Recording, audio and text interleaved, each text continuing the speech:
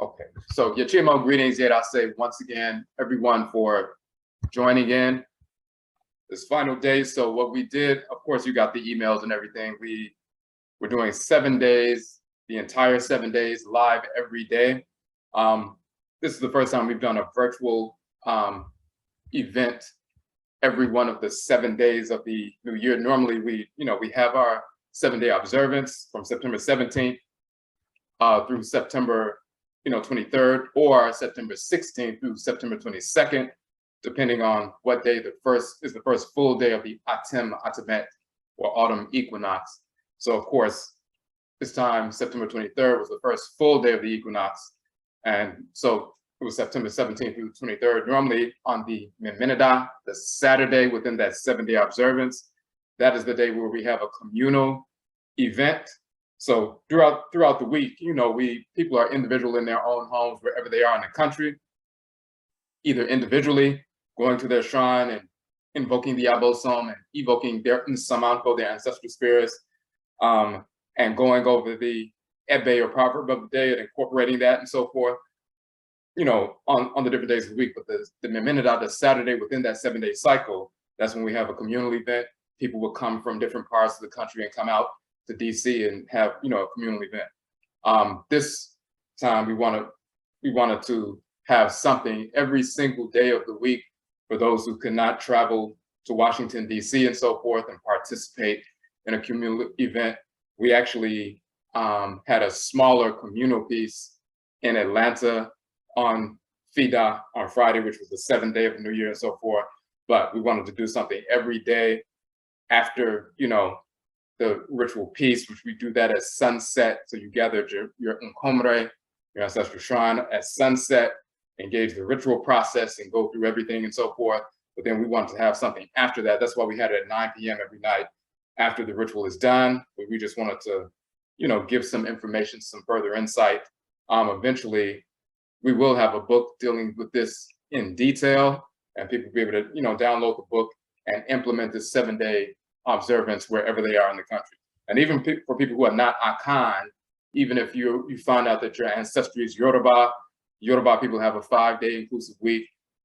If you find out your ancestry is Igbo people have a 4-day inclusive week and so forth.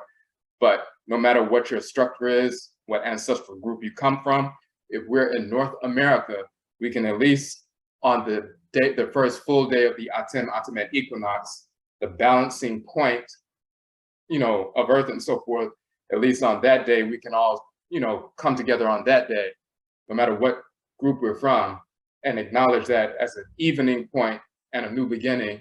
So we can at least do that. So as we were saying on FIDA on Friday, we traveled to Atlanta to engage the ritual process. So that was the 7th day, the final day of the observance. Because of the time frame and everything that was going on, I did plan to do the virtual event on the final day at 9 p.m. But just because of the way the schedule was and everything that was happening, we weren't able to get that done. Then I was going to do a pre-recorded piece and then just post it on Friday. But then I just felt like since we already did the 6 days live, we want to do deal with the 7th principle, the 7th Ebe, ancestral wisdom teaching. We want to do that live as well. We weren't able to do it on FIDA, but we still want to do it live, so we just decided to do it live. So all of the 6 days, as you can see on the site, let me go out and go back in real quick. As you can see here, you'll see that all 6 videos from the 6 days are posted.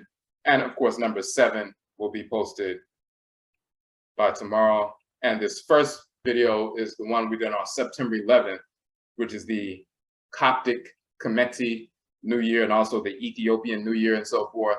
But we did that particular broadcast just to give people some background on the tradition, the observance and so forth, for people who wanted to begin to establish that within their families, ahead of time. So give people, a few days ahead of time to begin to understand and, study and so forth. But then we decided to do this virtual piece so that people have an understanding. Now,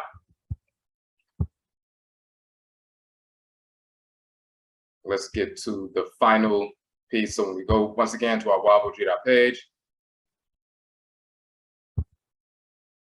since we started on Minminida, which was Saturday, we did the Sankopa Jira Subain, Apurakanu, Afuraitkait, Apurakafo, Afuraitkait, and so forth. Some Sankopa, that process purifies the character, as well as the divinities purify the character of our people and so forth. That was the first day of the observance on September 17th. Then September 18th was Kradin, Ye Nyame Wa Nyame Ocheame, which is the soul name, the Kradin, the divinity, the soul that governs the head, the Kradin, or your soul name, the name associated with your soul, your divine consciousness, the deity in the head, is the spokesperson, the mouthpiece of the great mother and great father, supreme being, Nyame Wa Nyame, to your spirit. So we talked about that. And that Kradin, so individually, we have an individual Kradin, your actual name, that set of sound vibrations that once it's spoken or heard or contemplated, forces your spirit to begin to align with your divine function. That set of sound vibrations is an energetic configuration that once you ingest that, it begins to make your spirit realign with your divine function. We have an individual Kradin with soul name. That's why our names are important. The sounds themselves make our spirit react and recalibrate itself and so forth. But then we also have a collective Kradin, and that is Afurakani, Afuraitkait, meaning we're the children of Afura and Afuraitkait, the creator and creatress, as Afurakani, Afuraitkait people only. So that's our spiritual and collective identity. Then we went to Wotumi Fra Moja Nanso Wontumi Mfra Okra, which means the blood may be mixed and the soul is not. So, of course, we talked about this notion of Bebra, reincarnation through specific blood circles. And if you were a Yoruba person living in the Oyo Empire 300 years ago and so forth, and you got enslaved in North America and you died in North America and so forth, and your descendants, generation after generation after generation, are growing up in this, in this country, hundreds of years later, it's time for you to reincarnate. You may have had pollution and watched some pollutants in your blood circle, whether it's some white individual raped somebody or some pseudo-Native American, polluted the blood circle, or somebody else mixed with somebody and so forth. By the time your great-great-great-great-great-granddaughter grows up as an adult, becomes married, copulates with her husband, and draws your spirit from the ancestral realm back into the world for the first time in 300 years, you're the same Yoruba spirit that's returned into the world. Because of the blood mixture that took place over the past 300 plus years, your skin may be a little bit lighter brown, but you are still that Yoruba spirit. So if you ask your mother, who are we? And she says something like, well, your great-great-grandmother was Chickasaw, and we're Chickasaw, that's idiotic, because you're the Yoruba spirit who has returned. Just because somebody polluted their blood circle with some Chickasaw individual, you have nothing to do with that. You're the same Yoruba spirit who was living in the Oyo Empire, forced into North America, and now you're back in the world. The blood may have been mixed or polluted, but the soul cannot be mixed. So we understand our actual transcarnational identity. We are Afurakani, Afuraitkait people, and we reincarnate as that continuously, period. We talked about Abarofo ye Achiwadiefo, na Achiwadiefo Nina ye Abarofo. All of the whites and their offspring are Achiwadiefo. They incarnate as spirits of disorder. They are Achiwadie, divinely hated, rejected by Nyamewa Nyame, the great mother, great father, supreme being, as well as the Abosom, as well as the Nananomsom, spirits of disorder without exception. So all of the whites and their offspring, all non-Black individuals who have existed, who have ever existed, who exist now, and who ever will exist until we make them extinct, incarnate as spirits of disorder. It's not about somebody treating you nice and so forth. They are spirits of disorder. All of them, that's without exception. So we understand who the enemy is externally. But then the second part of the Ebe, yet all spirits of disorder are not Abarofo or white, meaning you have some within our own community who become disordered as well. And if you don't recognize their disorder, you can be lured into embracing your enemy, just like embracing something cancerous. So we have the external threat, the whites and their offspring, but we have an internal threat, and we eradicate and neutralize both accordingly. So then we had Owuyan Nipa Na Nkwamu. Death wakes up those who sleep through life, and we went into detail about that. On the 6th day, we had Nkrabeya Shesum Suntie Asem Okra, so your divine function, your Nkrabeya, your purpose or life focus in the world. That spiritual blueprint is what makes your spirit, your Sumsum, align with your Kra, your soul, your divine consciousness. Within your spiritual agency in the head region, your spirit's brain, there's a blueprint of what your function in the world is, just like with your physical brain. That's the blueprint of everything that should take place in the body. Your spirit's brain, the soul, the divine consciousness, the Ka, the Kayat, the Kra, the Krawa. That's the blueprint is your Nkra and Nkrabeya, your divine function. And because you have that wired within your spiritual head and so forth, is that function written into your nature that makes your Sumsum realign itself with divine order. And then today, this was the Ebe or proverb for Fida or Friday. And of course, we would have done this on Fida or Friday, but we're doing it today. Friday or Fida, the day of divinity Afi and Fi. The special name for Friday or Fida during our 7-day observance is Asase Fida. Now, let's just go to the Akhradim bosom quickly. The Akhradim bosom page.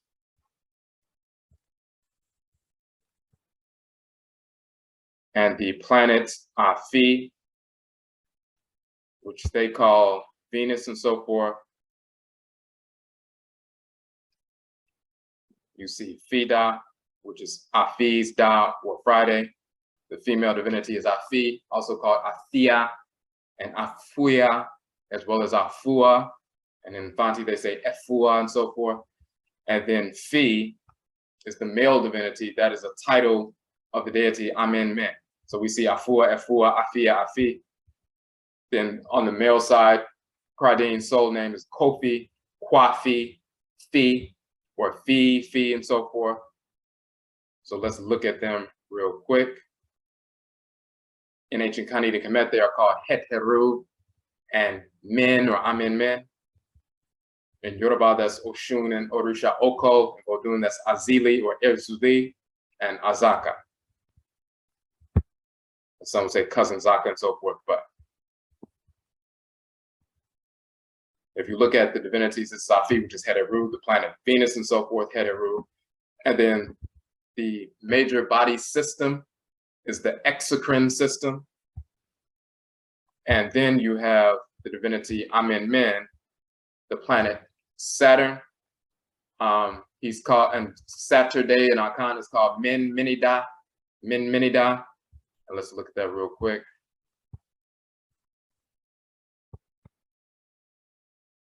Once again, the term for day is Edda.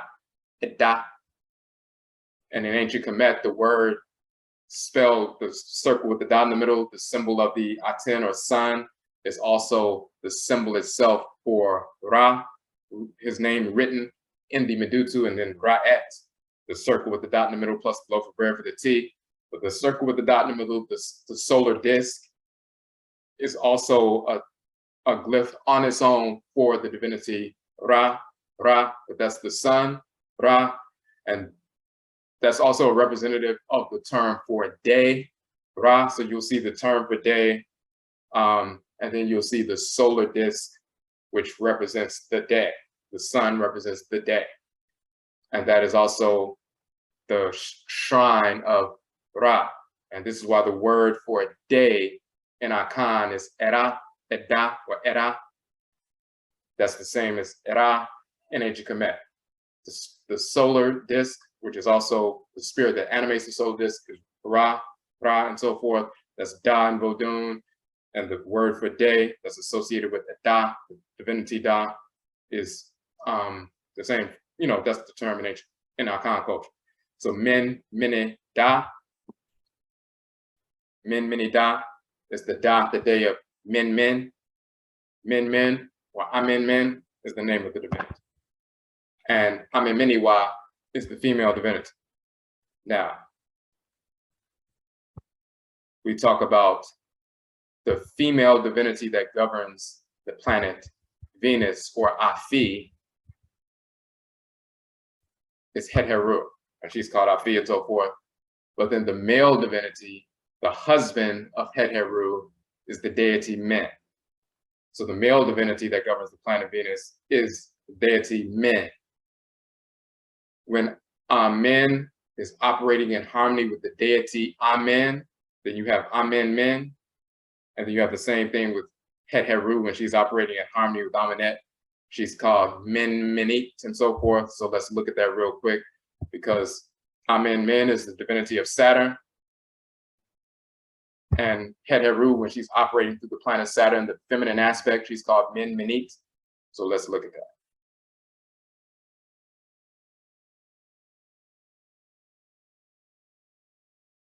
In fact, we'll look at Amen Men first.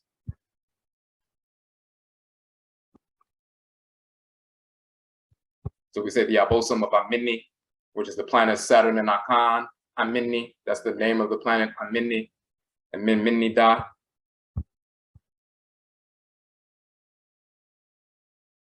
So the Ochin Nsoroma, or the Ochin, the wandering star Ochin, the planet Amini in Akan, is Dave Min Da. He's called the Ancient One, Defender of the Past. He's an abosom of creation. He's Amen Men as an elder, repository of ancestral tradition and protocol. He governs the divine axis, central nervous system, regulatory structure within creation, and so forth. Now, the central nervous system is the brain and the spinal cord. That's the central axis of the body, central axis of the great divine body, and so forth. Now, in ancient Kemet, one of his titles, and when you look at the planet Saturn in ancient Kemet, the planet Saturn is called Heru Ka Pet, meaning Heru, the Ka, the bull of Pet, of the sky, or heaven.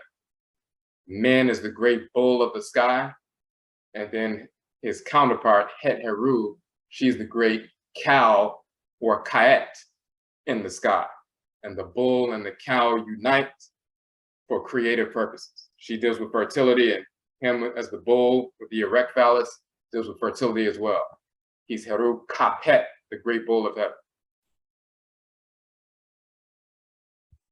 And that's why also he's called Atuapem and Atuapoma in the Akan tradition, ever ready shooter, and so forth. Now,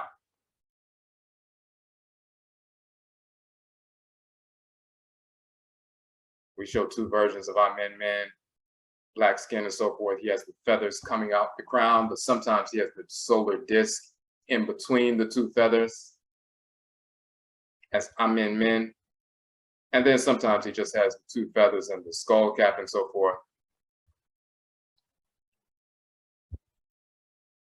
In this particular text, we're talking about, if you look at Kar, anything round, staff, stick, Kar, stone boulders, Kar or Kara, god or shrine or sanctuary, Karau, the gods of a shrine. We were talking about here the term Kar or Kara. That's the origin of the term Kakra, or later chakra, and so forth. We have a whole book on that. When we look at the term Amemini in the Akan language, the word Amemini is also the word for brain. Now, when you look at the quote unquote crown chakra, you have a solar disk, and then you have feathers and so forth. That radiant solar disk at the top of the head, and the feathers, is the origin of the 1,000-petal lotus with the radiant force and so forth. That is the crown. Kara. That term kakra chakra comes from ancient Kemet. Kara, we just saw. We have a whole book on that, of course. But it's important that the name for one of the words for brain in Akan is amimini.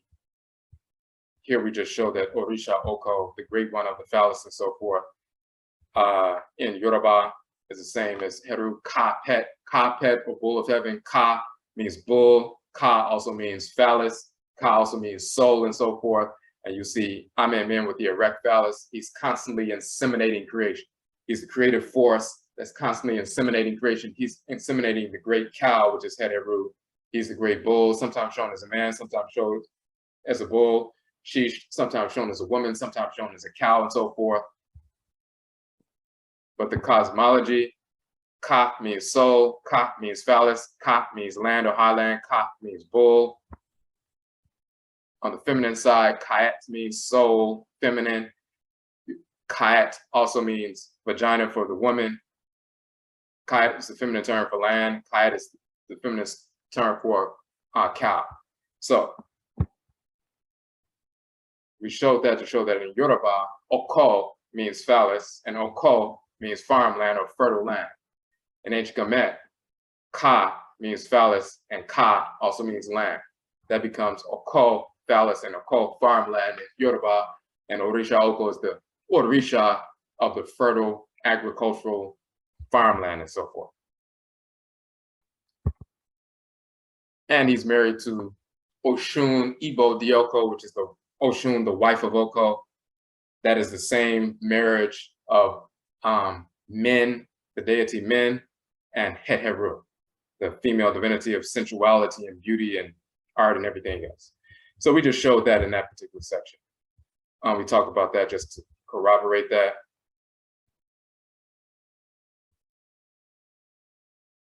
People were unaware why the crown of Men is distinguished by that. He has the crown, and including the skull cap under this crown, but then there's the red ribbon that goes from the top of the head all the way down to the, to the foot and so forth. He governs the central axis. He's the central axis within the body. The central nervous system regulates everything that's happening in the body, just like the, pole running through the earth and so forth, the central axis of the earth and so forth. This is the central axis of the body. It is the crown with the ribbon going all the way down. That is the shrine of Amen Men in the body, as shown in his representation. Egyptologists never knew why he had that, but it goes back to the reality that that's the deity Amen Men. He is the central axis, is the central axis of creation. But in Akan, Amen Meni is also the general term for brain. Amen Men governs the central axis. This is also called Amen Meni in the Akan language. And then the deity is Amen Men. So we talk about that, and then we flip it over to Afi or Afia. But he's also, so when he's operating in harmony with the deity Amen, he's called Amen Men. But when he's just operating through the planet Venus, he's Men. Sometimes they spell it M-I-N, but he's the deity Men. When he's operating in harmony with the deity Amen, he's called Amen Men. Afia or Heru. And so when he's operating in harmony with Amen, with the deity Amen, he operates the planet Saturn, Amen. When he's operating as a masculine aspect of Venus or Afi, he's called Fi. Now,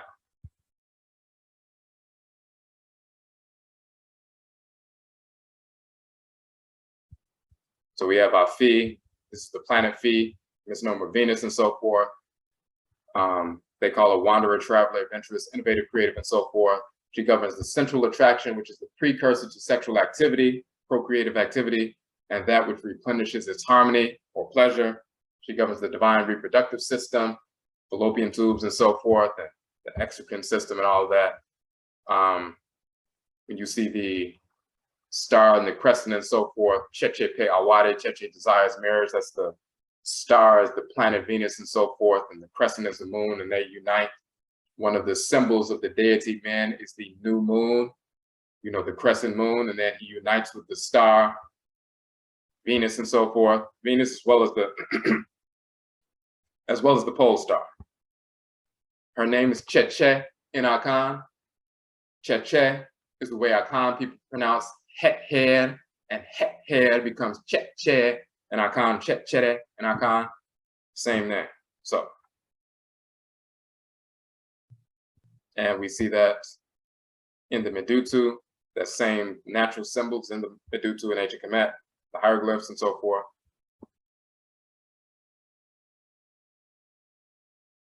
We show her in the, when they're talking about her being the het, Heru, or the house of Heru.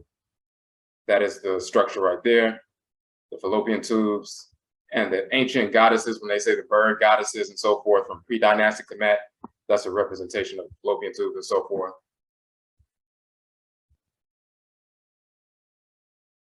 But we wanted to get to the section.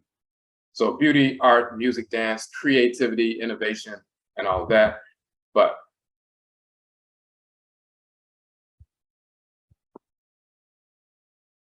and just to make a connection, fe in Akan, or fefel in Akan means beauty. Fe is related to the divinity Afi. That's her sacred title. That's Nefer in ancient Kemet, beauty, Nefer, N-E-F-E-R, Nefer, and Akan is Fefe, and so forth, meaning beauty. That is a praise name of Afi and so forth.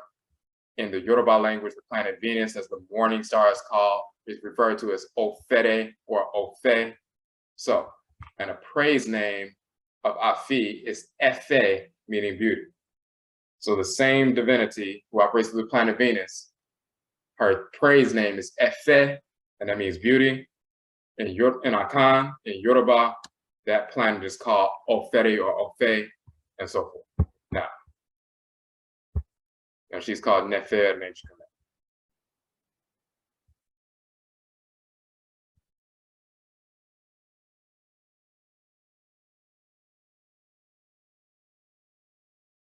Now we said right here, Het Heru operates in harmony with Amenet, the Great Mother. She has the title Menit. When she's called Menit, she's the feminine force operating through the planet Saturn, or Amini, and the masculine force is Amenmen. But when they're operating through the planet Venus, she's called Afi or Fait and so forth, the Het Head and so forth, and he is called Fi. And let's pull up something real quick just to corroborate that point.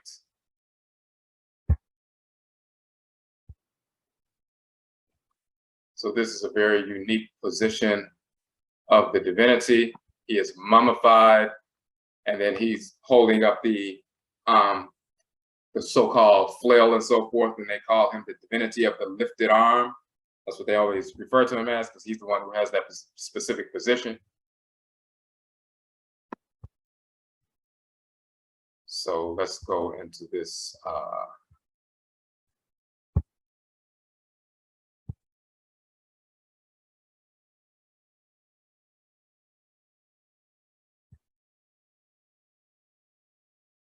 Just so you can see one of these titles to show how we are easily able to corroborate these things.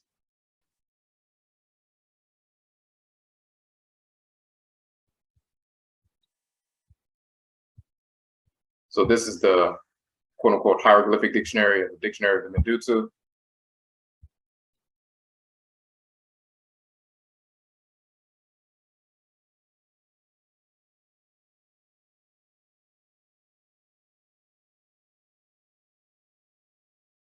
Okay, so first and foremost, you'll see in the temple of Dendera, Fait is a feminine divinity, a goddess, and then you also, you can see the, it says a goddess who supported the Western order of heaven. So who is the goddess named Fait, which becomes Fi, and Akan, who supports the Western border of heaven? The major divinity who governs the Western quarter of heaven. We go to our WordPress page.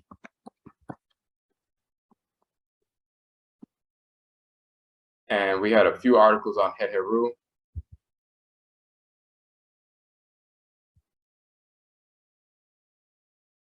And this is the one, Heteru Nebet Amentet, Mistress of the West. We just said Fi is the title of a goddess who bears for the Western Court of Heaven. This is the form of Heteru. She's called Nebet Amentet, the Mistress of the West, the ancestral realm, the Western aspect of heaven and so forth. She's coming out of the Western mountain range. When someone transitions, the sun sets in the west, and the first divinity they see is Heteru. Here she's emerging from the Western mountain range. She's holding up the Western quarter of heaven and so forth in the form of a sacred cow. She is Fai, which becomes Fi or Afi, the goddess who bears up the Western quarter of heaven. So we talk about that in that particular article. Just want you to see that image.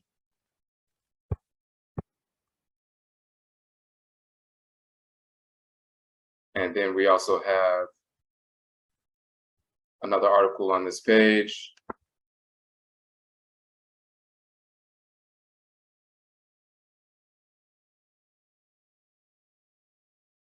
Just give me a second, I want to pull this up.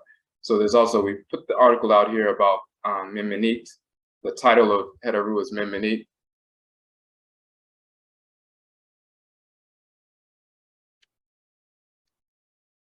Okay.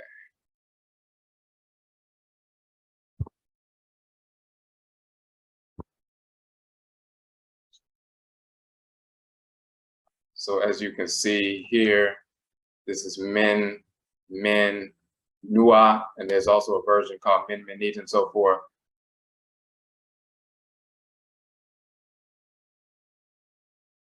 And we say Afi operates the female divinity, Abosom animated planet Afi.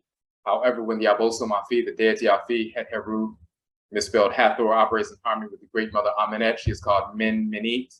She possesses the planet Saturn, Amenmen. The female name of the planet is Menmenit, also written Menmenua. And then in Akan, the full name is Amemeniwa, and that becomes contracted to Amma, and that's why a woman born on Saturday, a female born on Saturday is called Amma or Ami, but the full name is Amemeniwa. That comes from Menmenit or Menmenua, these different titles in ancient Kemet. And we did an entire, not only a broadcast on that, but also we did a class on these different deities as well.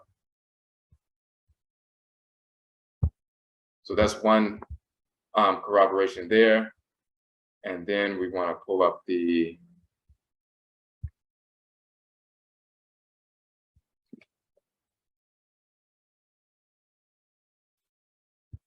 you have the term or the name Fai'a,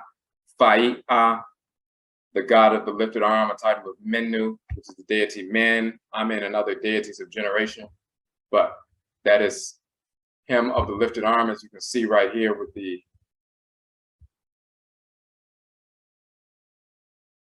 determinative symbol. Hold on a second.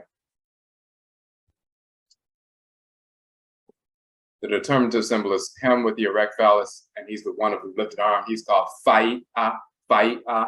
So that's one corroboration. That's the deity Fi in Akan. He's called Fi or Fi, reduplicated. So the same title that he has is Amenmeniwa. I'm sorry, it's Amenmen in Akan. He's Amenmen in ancient Kemet. He's called Fai'a, the one of the lifted arm and so forth. In ancient Kemet, he's called Fi in Akan.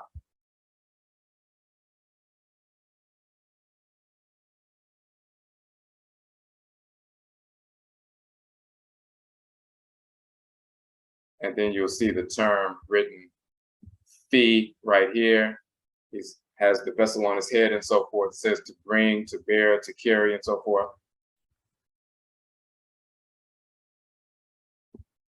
Go back up.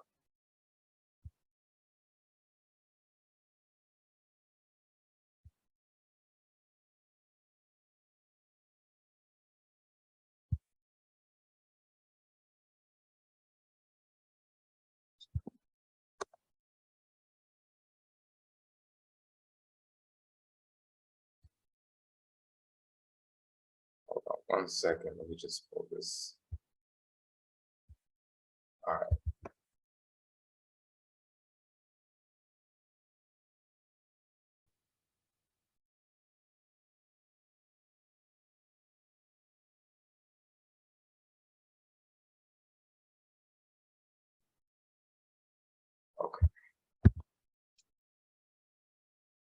All right, I was just looking for one particular entry, but that's enough right there to show that Fait becomes Fi in Akan. That's the title of Amen Men, the one of the lifted arm and so forth, with the erect phallus and so forth. That's what's going on. So.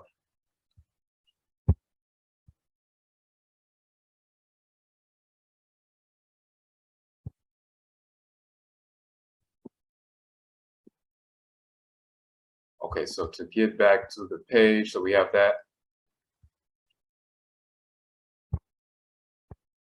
So now that we have that foundation dealing with, the planet Phi or Venus, and this is Fida, and the New Year's Day is on a Fida, on a Friday of Fida, and the first full day of our new year colors the energy of the entire year. So since the first full day of the, Atem equinox was a Fida or Friday, then that Afi and Fi energy of Heheru and Men will color the entire yearly cycle. So it'll be a Fi year, or Afi year, Afua year, or Fi year, and so forth. They deal with creativity, they deal with fertility, they deal with marriage, they deal with, innovation and so forth. So those are the themes that will be governing this year. Okay, hold on one second.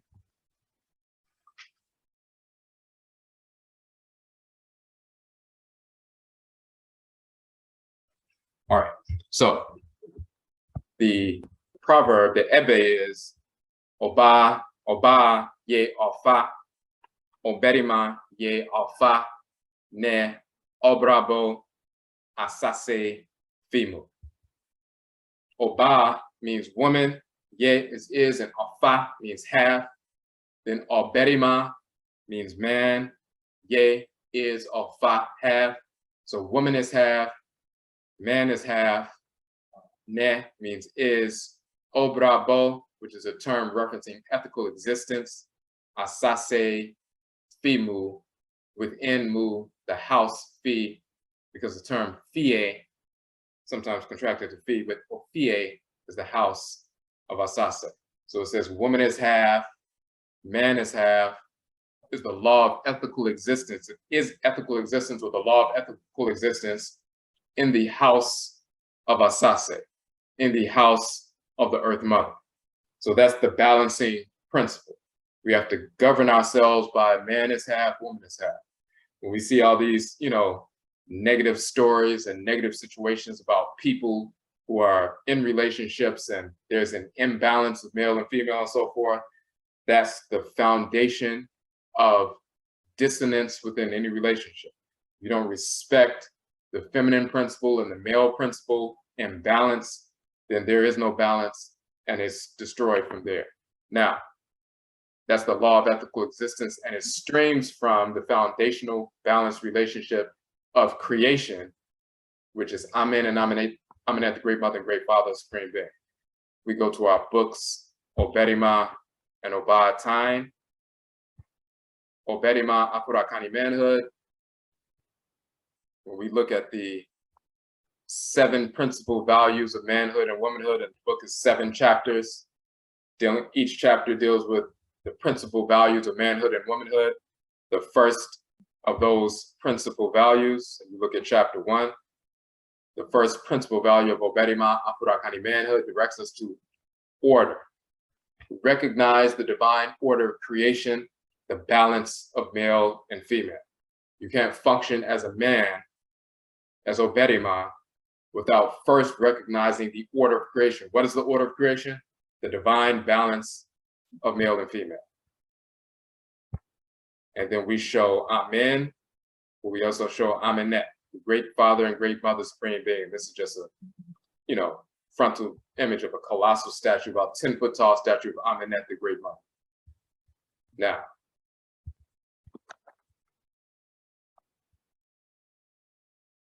since we're talking about balance, of course, we look at the Obadtain, Afuraitkait womanhood book, and the 7 principal values of womanhood. The first principal value, and it's also a 7-chapter book and so forth, And you can see here the Queen Khanit, Queen Kamit, 4,000 years ago, 11th dynasty, getting her hair twisted by her attendants. Just showing that we've been engaged in those practices for thousands of years now.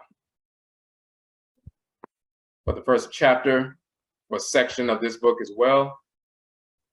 Dr. Reggie, we need to talk about that. I just wanted you to talk to this.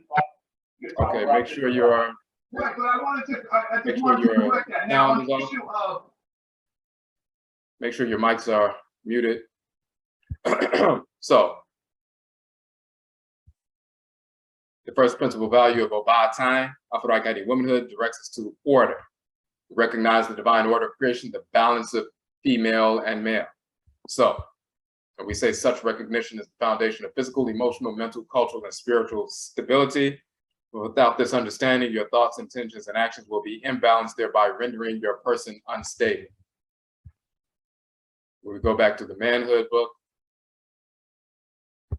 there are certain things that are consistent, and then there are certain things that are slightly different based on, you know, masculine energy and feminine energy. But when it comes to that first principal value of manhood or womanhood, which is really of adulthood, we have to say the exact same thing. Obradwira Afuraka manhood. Such recognition is the foundation of physical, emotional, mental, cultural, and spiritual stability. Without this understanding, your thoughts, intentions, and actions will be imbalanced, thereby rendering your person unstable. So when we're teaching Afuraitkait manhood, Afuraitkait womanhood to youth as well as adults, that's the first thing young people, when they're adolescents and going into puberty and becoming, young men and women and so forth, and they're 13 and 14 and 15 and so forth, the first thing we teach them is the order of creation. That's the first principal value of being a man or a woman. You recognize the divine balance of creation, the balance of male and female. That is the divine order of creation. And everything stems from that. When you put them on that track first, and they begin to respect each other as Afuraitkait, males and females, as emanations of Amen and Amenet, and there's a balance, then that whole notion of disrespecting the woman or disrespecting the man and so forth, and these silly conversations people have about submission and all this stupidity, that's all white nonsense. Or who's bringing what to the table? All that silliness is white nonsense. We have our own culture, we have our own values and so forth, which is based in reality. When you start off with understanding the divine order of creation, then everything else is balanced from that point. Now,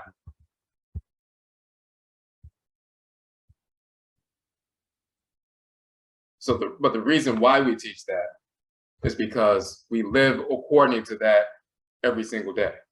On Fida, on Friday, we reflect on that principle every Fida, every Friday throughout the course of the year, but we ritualize the remembrance and incorporation of that principle on our New Year's observance. And we cleanse ourselves spiritually, ritually purify ourselves and so forth.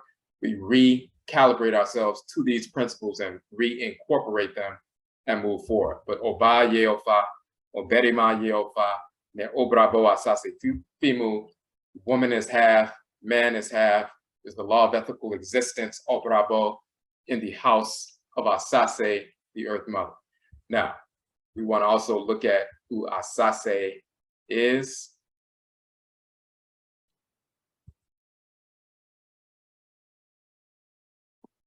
And in fact, the image that we use to promote this particular Zoom call is an image from one of the tombs in Kamit. This particular image here.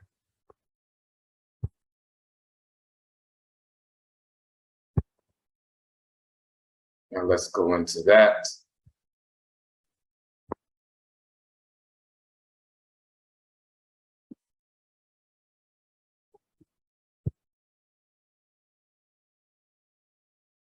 All right.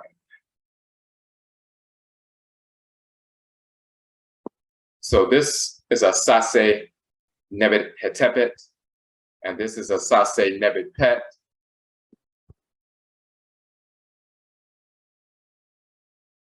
Asase, the great mistress, master, but mistress, masteress of offerings. Nebet Hetepet, Nebet means mistress or master, one who controls and so forth. Hetepet, sacred offerings, and the symbol is the vulva and so forth. And then Asase Nebet Pet, great mistress of the sky or heaven and so forth. You see them together there. You also see them sitting behind Atem, Usaset Nebet Pet, and Usaset Nebet Hetepet. Sometimes they just simply use her name, Nebet Hetepet, the mistress of offerings and so forth. Sometimes they'll call her Asase Het Heru Nebet Hetepet, which led some Egyptologists to assume that this is just a form of Het Heru, which is not. But she's Asase Nebet Hetepet and Asase Nebet Pet. That's important. These are two Asase goddesses. In Akan, we just said the house of the Earth Mother. Asase is Earth, the Earth Mother. There are twin divinities, Asase Afua and Asase Ya. Now, let us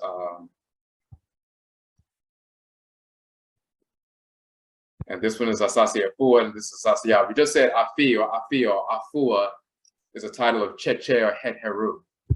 When they say Asase Het Heru Nebet Hetepet, that is the Asase who has the title Het Heru in her name. That is Asase Afua, which is Asase Het Heru. That means Het Heru is part of her name because she's Het Heru is part of her blood circle. Just like a woman, a female child, she's born, she grows into adulthood, but when she's born, she's given a name. She has a primary name, but she also may be given the name, her middle name, maybe the name of her aunt or her great grandmother.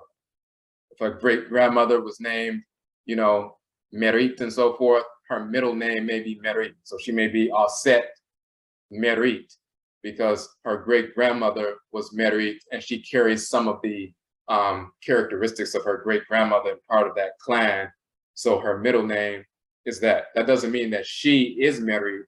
Her great grandmother is a spirit, an ancestress in the ancestral realm who guides her.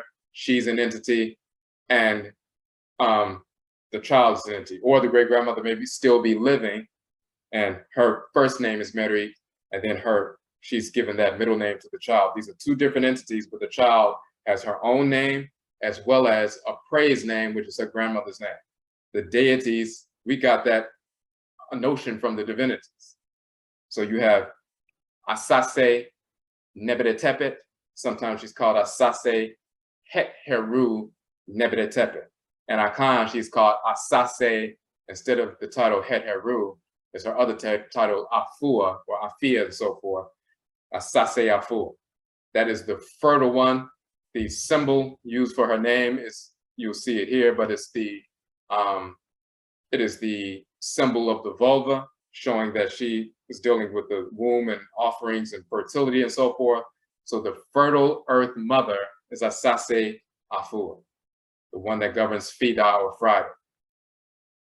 Then you have the barren Earth Mother, who is Asase Ya, and she governs the aspect of land that's not the fertile farmland, but it's the aspect of land that accepts the corpses where burials and cemeteries are, but she's also the one that go to that region to adjudicate matters with regards to society about justice and what should be happening, what shouldn't be happening, adjudicating matters with regard to the community to make sure everything is in balance.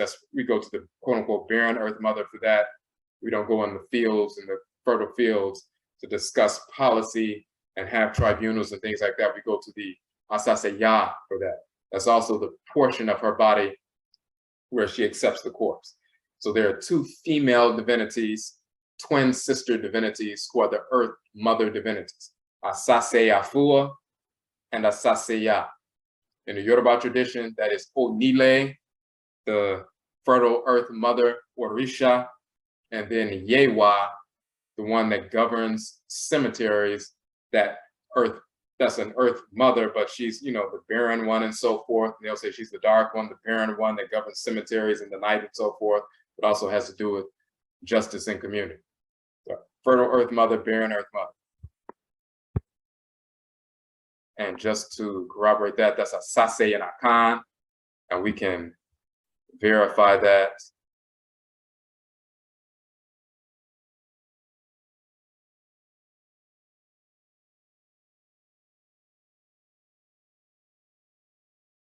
And when we look at this particular page, hold on one second.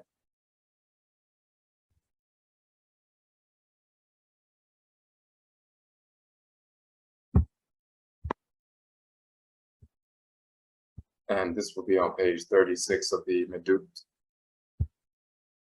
dictionary, hieroglyphic dictionary.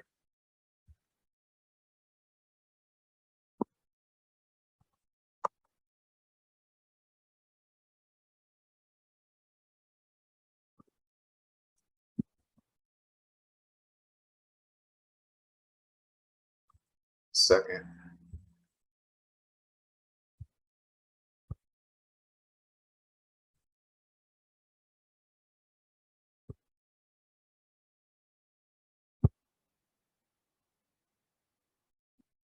Okay. So as you can see in this section, Osasi, that Osasi, they say consort of Temu and Anu and so forth, but she's the wife of Atem. Asase Nebet-hetepet is the wife of Atem. Asase Nebet-pet is the wife of Kepra, whose sacred animal totem is the beetle, and she's called Keprit, the female beetle, and so forth. But Asase, that's how it's written in the language of Kemet. It's Asase in Akan. We know how to pronounce it because we still invoke them every single day.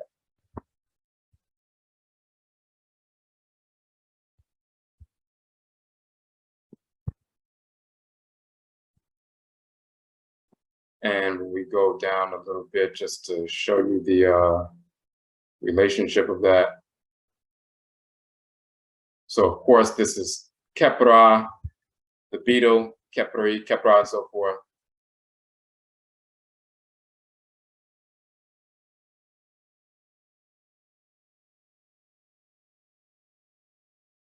And just want to show you one thing that is typically not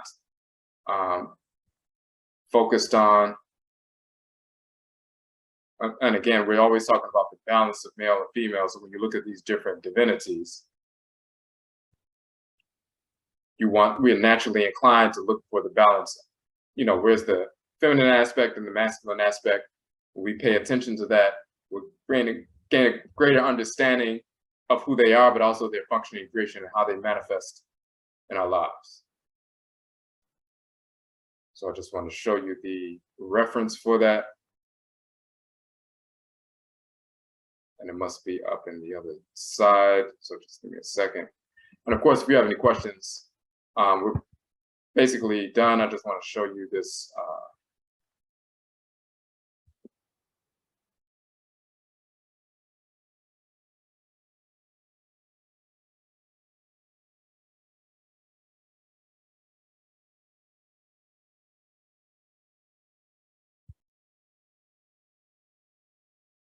I'm trying to find this particular piece. I'm pretty sure we put it in this book, or it might be in the other text.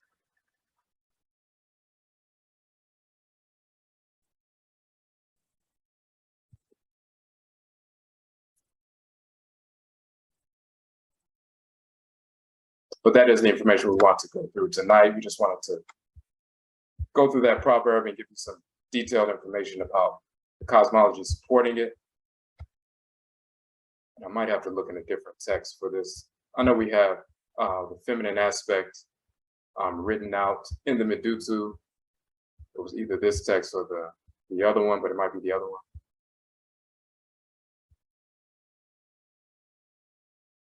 Okay, yeah, so it must be the other book. But if you have any questions in the chat room, you can post them.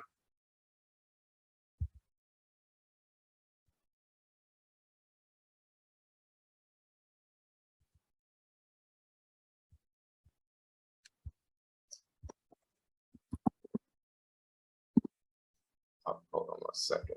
Let's see.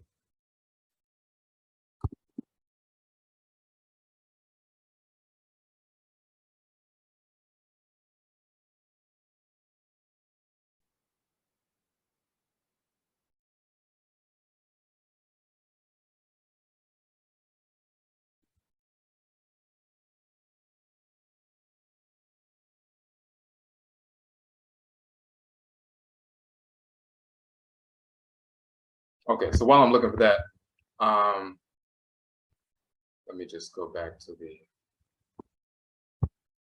other page. All right.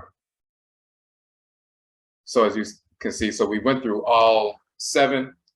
And once again, when you go, when we're doing this, not only just for the 7 days, but we go at sunset, gather at the Nkomere, the shrine, whether we're pouring libation or engaging in ritual song, ritual chant, ritual prayer, ritual incantation, and so forth, to invoke and evoke the Abosom and Nananomsom, the deities and spiritually cultivated ancestresses and ancestors.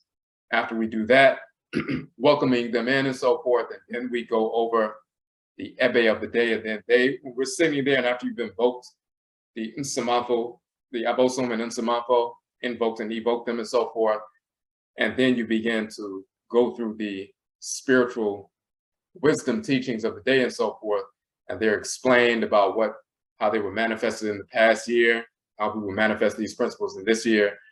Then the Abosom and Nsamafo will also feed information to the individuals, in the setting, to give further insight into how we need to conduct ourselves and incorporate these, principles in our lives.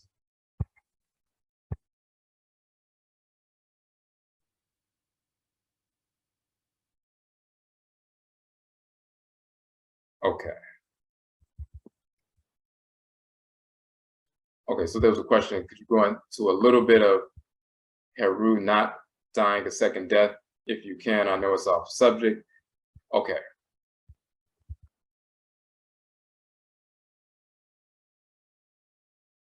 Let me show an image of what's being spoken of real quick.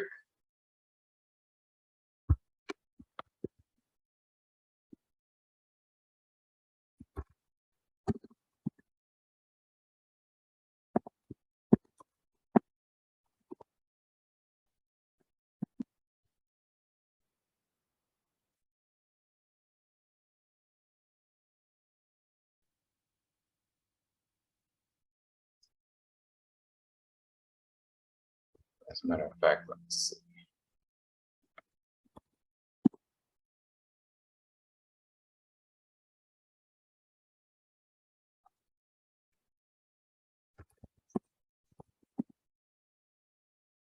There's a particular image, and this is one of the images of, well, this is actually it.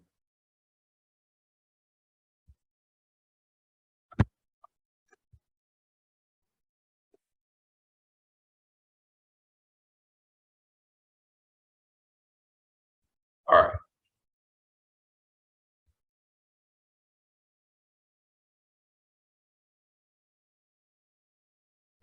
Okay, so what you have here, and people always, when we go to Kamit, and we're going back to Kamit in May,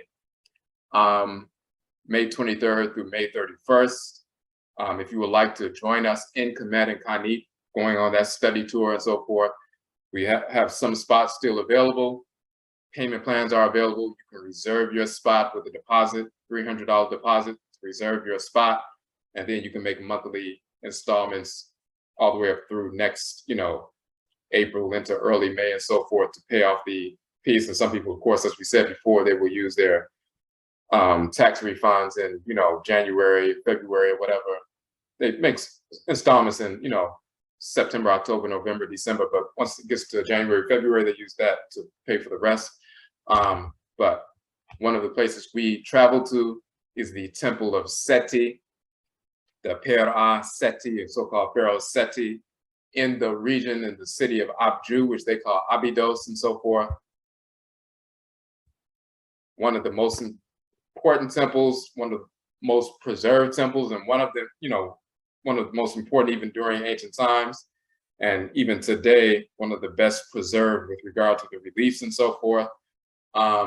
It is off of the Nile cruise. So for example, many people don't go to the Temple of Seti simply because when you're going along the Nile cruise and you go from city to city up the Nile, when you stop, at a certain cities and so forth, and you go into the temples and come back, the Temple of Seti in Abju is, about 2 hours plus drive away from the Hapi River, the Nile River, and so forth. You have to get in and we, of course, we have, modern air-conditioned vans and buses and so forth, but you have to drive over 2 hours to get there. You have to leave the boat, drive 2+ hours through the countryside and so forth, which is fine because you get to see, people in the countryside and so forth with the donkeys and planting crops and everything else. But you get there, then we get to the Temple of Seti. We have videos on that. I have a video showing that and so forth. But we will be going there. That's part of our tour, which a lot of people don't go there. So, but this is one of the scenes. And when you look at it, you see Al-Sar lying on the funerary bed. You see Al-Set, the wife of Al-Sar, and then you see the little falcon. And right next to the falcon is the name Al-Set written in the medutu. That is her ba'et, her spirit, in the form of a falcon, and she sends her spirit out. Just like a martial artist can push their energy out to, push something and so forth. You can direct your spirit, your energy to connect with the spirit of another individual and so forth. She sends her ba'et, her spirit out in the form of a sacred bird and so forth. And then the spirit sits upon the erect phallus of Al-Sar. And of course, when you learn about the story of Al-Sar, Al-Set, and Heru, they talk about Al-Sar as murdered and so forth. And then, Al-Set finds his body and her spirit connects with his and she becomes impregnated, and that's the Immaculate Conception and so forth. And Heru is born from that. Now, what's important about this particular piece is this is Al-Set. Her spirit connects with the body of Al-Sar. But at the foot of the bed, you have Heru, and you see his name spelled with the falcon right here. So that's Heru as a grown man. So that's not, that's not the scene dealing with the Immaculate Conception of Al-Set giving birth to Heru, because here Heru is already born. That's a totally different, the Immaculate Conception piece happened previous to this. This is the second scene. There's a second resurrection of Al-Sar. The first resurrection of Al-Sar is when they find the body of Al-Sar. Al-Set connects with him, and then she conceives Heru so Heru can be born. The second resurrection, and of course, in church, when they talk about the second resurrection and all that nonsense, they're stealing from this. This is the second resurrection of Al-Sar. When you look in the text, the Shabaka text, misnomer the Memphite theology, but the Shabaka text talking about the cosmology of Ptah, and they talk about Al-Sar is resurrected, and then he goes up into the heavenly realm and sits, connected with Ra and becomes an abosom, a divinity in heaven and so forth. The first time he's found, Al-Set copulates, her spirit copulates with his, and he gives birth, she gives birth to Heru after that copulation. Heru grows up, defeats Set on his followers. Heru becomes the sovereign of the world, and then Al-Sar is sovereign of the spirit realm and so forth.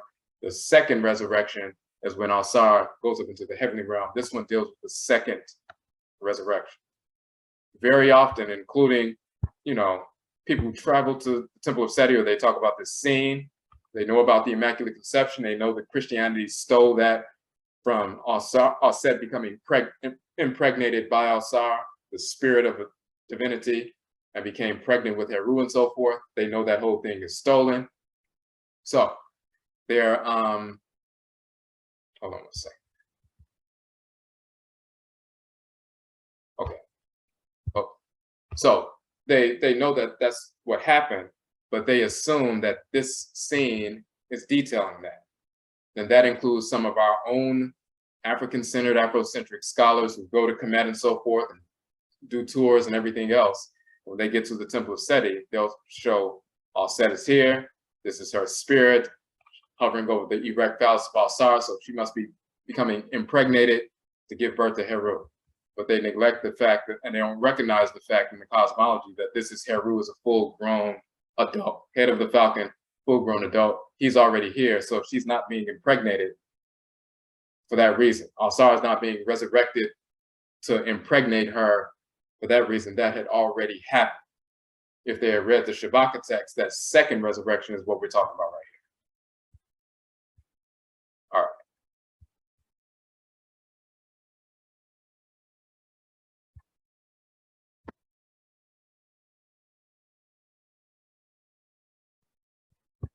Okay.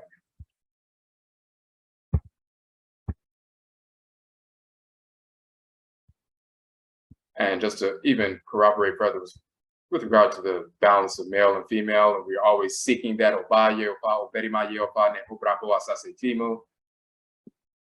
when we were talking about our manhood course, 13-week manhood course that goes from September 25th to December 25th.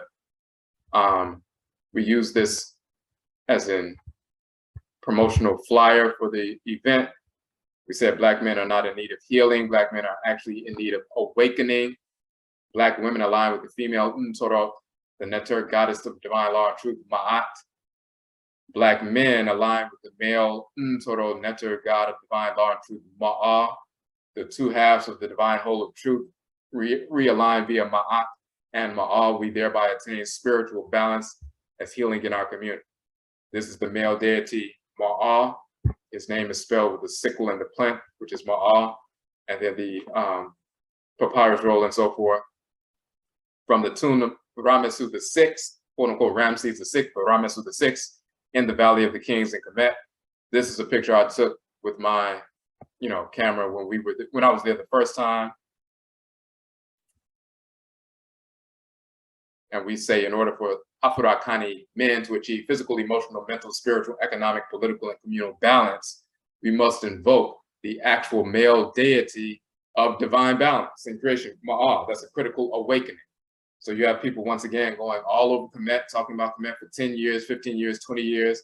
They talk about Ma'at all day long. They don't even know that the deity Ma'a, the male deity of divine law and balance, exists, because they weren't doing the proper study. He's been there the entire time. He's all throughout the text of all periods of ancient Kemet, but they were following along with what the Europeans said. And when Europeans don't focus on a certain deity, very often we don't. You can't talk about being balanced and the actual deity of divine balance, who's the male half of divine balance, Ma'at is the female half of divine balance. They regulate divine balance in all of creation. One half of the divine balance of all of creation is this male deity Ma'a. If you don't align with the force of divine balance in creation, the masculine divinity as a man, then you're going to be imbalanced. It's going to be physical imbalance, emotional imbalance, mental imbalance, spiritual imbalance, communal imbalance, financial imbalance, cultural imbalance. Somewhere, some manifestation of that or combination of that, it is going to manifest because you're not aligning with the literal force, masculine force of divine balance in creation. Once again, when we say Oba Yeofa, Oberima Yeofa, Ne Obraboa Sase Bimo, that includes and infers that the man and the woman, the male and the female, are aligning with Ma'a and Ma'at, the male and female forces of divine balance. That's why woman is half and man is half. If we don't align with Ma'at and Ma'a, you see all these quote unquote spiritual gurus, priests, teachers, diviners, healers, and so forth. Then they get caught up in some sex scandal or some other idiotic kind of scandal, or they're treating women in a certain way, or even trying to be control freaks, or trying to be popular, or being promiscuous, or end up doing drugs and all kinds of things. They have all of this information But information doesn't mean anything if you can't actually and deliberately align with the divine force of law and balance and incorporate that in your life. If you can't do that because you don't even know the divinity exists, then you're going to manifest imbalance, and all that information is meaningless. Then you have the other people who, through arrogance, they don't do real study. They just want people to follow them. So when information like this comes out, it's a blow to their credibility. So they'll try to pretend like, you've even had people say, we made up the God Ma'ad, he doesn't exist. Yet, anybody who travels to the tomb of Ramessu VI, or many other tombs, or many other papyri, as we've documented, Ma'ad's all over the place. So,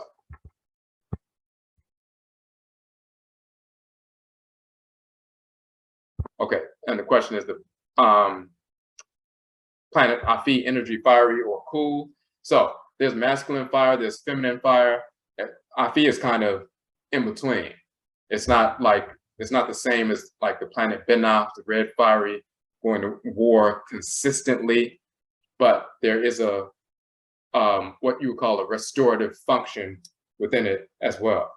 So it's not a cool energy like the moon per se, but it's kind of in between. It's kind of a warm, magnetic, warm force, just like the central force can be a warm force and so forth. It's not straight burning, scorching fire, but it's not water either. It's kind of in between. And when it intensifies, you'll find forms of Heru, like Oshun and Yoruba, fighting on the battlefield and so forth. Heru can be a warrioress as well and contribute to the war effort to make sure things are balanced and so forth. So it's not just about, turning the other cheek and that kind of nonsense either.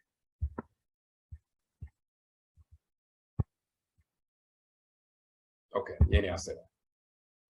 All right, so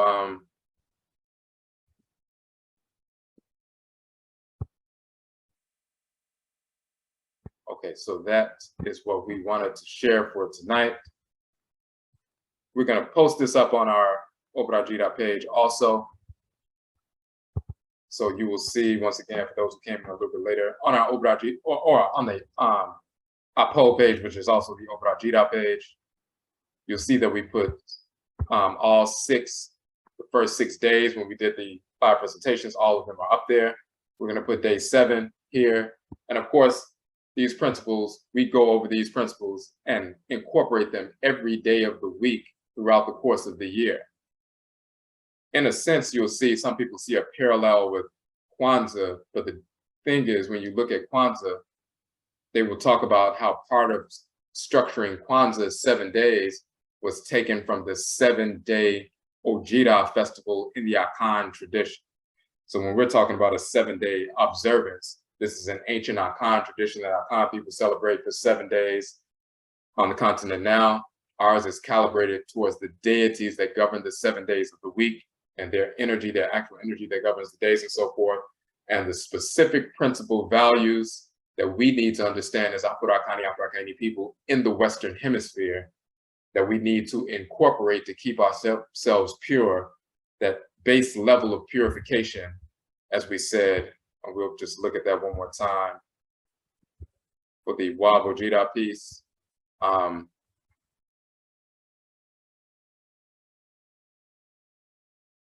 We say oh-jee, these 7 principal values and the cosmology associated with them, returns and restores the requisite level of purification necessary for Afuraitkait Africans to function completely, consciously, naturally, in harmony with our nature.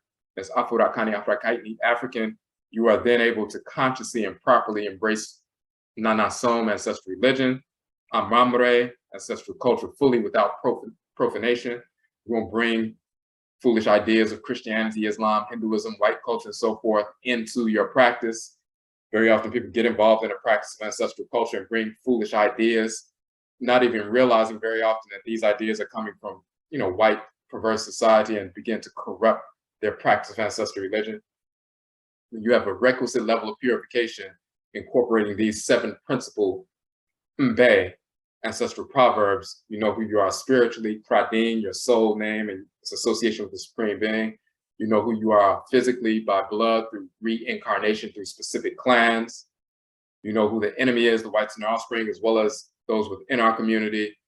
You know that death wakes up those who sleep through life, so you're not wasting time with foolish pursuits and so forth. You know that you have a divine function, that Nubia, and that's what makes your spirit obey the Okra. You understand that woman is half, man is half. That's the law of ethical existence in the house of the earth mother. So you start off with that foundation of respect, and then you recognize that Sankofa, that process of Sankofa, purifies Jida, your character, as Afuraitkait people. When you incorporate all those 7, then you can move into ancestral religion, ancestral culture, and every endeavor with a base level of purification. And we say this is the necessary foundation for fully engaging the process of Amma Incestu, nation building, restoration, and proper sense. So we incorporate these 7 principal values every day of the week because they carry the energy of each day. Now, okay, so we just want to, for those who are unaware, a couple of things happening. We mentioned the trip to Kamit. That is coming up in May 23rd to May 31st. We posted like 13 different videos. Most of the footage is from this recent trip to Kamit. It's only a couple of things that we posted from the previous trip, but most of this footage is from the recent trip to Kamit that we just made in May, at the end of May. So you can see the different places we've gone and certain things that we were experiencing and so forth. And then, so you'll see all the details there if you want to, you know, join on that tour. We still have some spaces left. And then we also have coming up in 8 weeks, our first annual Conche Conjure Film Festival here in Washington, D.C.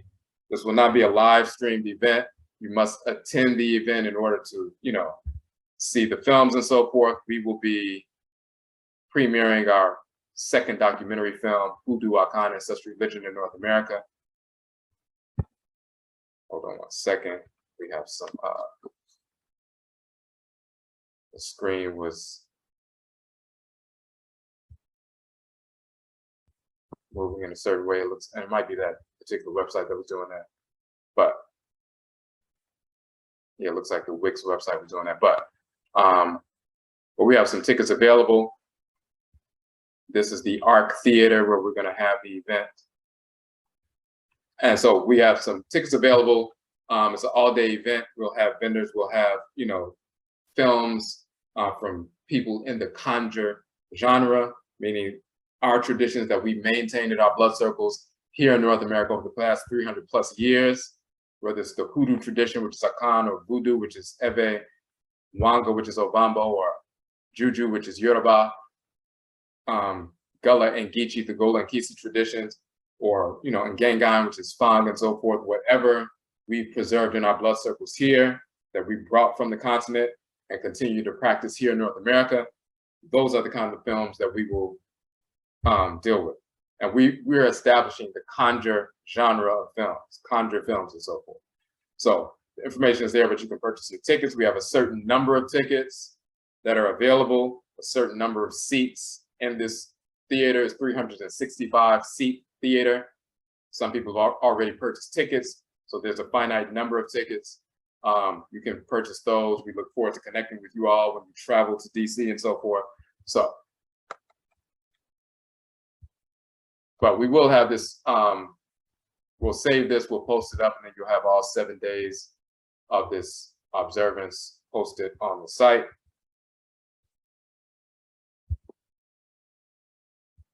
And then anything else that's coming up, we'll let you know about. We do have, which, for example, we just started today, earlier today, our Obradwira Nananomsom course, the 13-week course. There are 14 sessions within the 13 weeks, and today, Sunday at 10 a.m. to 11:30 a.m., that was the first session. We introduced the whole piece. If you would like to register, do late registration for this course, the manhood course, it is open. You will receive the recorded session from today, and then the following 13 sessions. There are 14 awusida, meaning 14 Sundays within this 13-week cycle. we started today. We introduced everything today. Then we're really going to be getting into the details of it in these next 13 weeks. So you'll receive the recorded session from today, as well as the live and recorded sessions for the next 13 weeks. So if you would like to do late registration, you can go to our Obradwira page and register for the course. And we'll be going over not only the manhood book and the Tasas Atim, but 14 of our other books during this,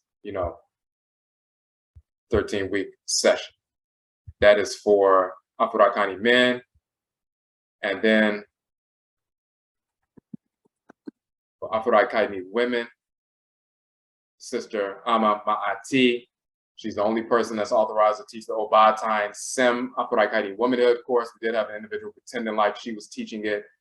That individual was a fraud. Only on our website can you have access to the actual Obradwira 13-week course that Amaruka taught. And it is available as an archive. So if you go to the page, you will see that you can purchase the archive course. And you can, of course, download the book for free, the womanhood book and so forth. But that was the flyer from the original course, and you can purchase the archive here. You can see that right there. And we will have an update on the upcoming Hoodoo Nation Festival that takes place on August 14th. And let's just pull that up real quick. Just so since you're on the page now, this is the Hoodoo Festival flyer from last year. It was the 7th annual. This year is the 8th annual. That was the flyer for last year.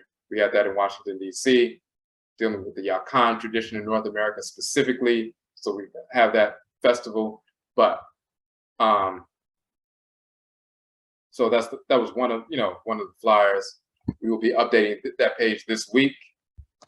And the October 14th weekend will be the Hoodoo Nation Festival, but we'll give you details on that within the next couple of days. Okay, so once again, Yerase, everyone who, for joining in, tuning in, and so forth. Many of you were on most of these 7 days. We appreciate, your support of the work. This is a new year. It's governed by Fi and Afi, Het Heru and Amen Men, and so forth, as well as Ma'an, Ma'at, that balance of male and female and so forth. So that is coloring the year. We're going into the year Jida, purified, and focused. So Yerase once again for tuning in. And Yabesha Bio, we will meet again. That's it.